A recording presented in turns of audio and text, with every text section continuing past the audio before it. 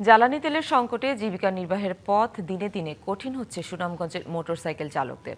চাহিদা অনুযায়ী পেট্রোল বা অকটেন না মেলায় জেলার প্রায় 5,000 মোটরসাইকেল চালকের কমেছে আয়।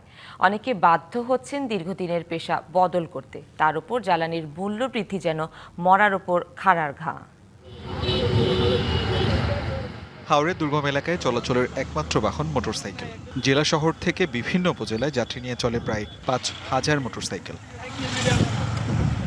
তবে দেশে জ্বালানি সংকটের প্রভাব পড়েছে এই চালকদের পেশায়। পাম্পের দীর্ঘ লাইনে ঘন্টার পর ঘন্টা দাঁড়িয়ে মিলছে মাত্র 300 টাকার তেল, যাতে চলে মাত্র কয়েকটি ট্রিপ, আর বাকি সময় বসে থাকতে হয় বেকার। আমাদের সুনামগঞ্জে 3টা পাম্প দেখা যায়, 2টা পাম্পই রেগুলার বন্ধ থাকে, একটা পাল দীর্ঘ সারিতে আমাদেরকে তেল দেয়। প্রতি লিটারে পাওয়া 250 টাকা লিটার তেল ভরানো লাগে, পাওয়া যায় তো চুরাই পাবে। পাম্পও গেলে আমরা 1 টেসও তেল দেয় না, আমরা তো গাড়ি বন্ধ থাকে, 2 দিন 3 দিন বন্ধ থাকে। চালকরা বলছেন যে আয় হয় তা দিয়ে সংসার চালানো মুশকিল, তাই দীর্ঘদিনের পেশা ছাড়তে বাধ্য হচ্ছেন তারা। সারাদিন লাগে তেল লইতে লাইনে থাকে। পাম্পে যে আমরা সিরিয়াল দিছি, এত বড় লম্বা সিরিয়ালটা বর্তমানে আমরা এই যে 300 টাকা তেল পাইছি, 300 টাকা তেল নিয়ে যে আমরা চলতেই চালাইছি, এই অবস্থা আছে বর্তমানে।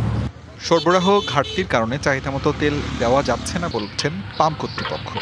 300 টাকা সবাই যাতে তোর পরিমাণ আছে তত পরিমাণ দিলাম 300 টাকা করে। পুলিশ বলছে বৈধ কাগজপত্র থাকলে সরকার নির্ধারিত হারেই তেল দেওয়া হচ্ছে।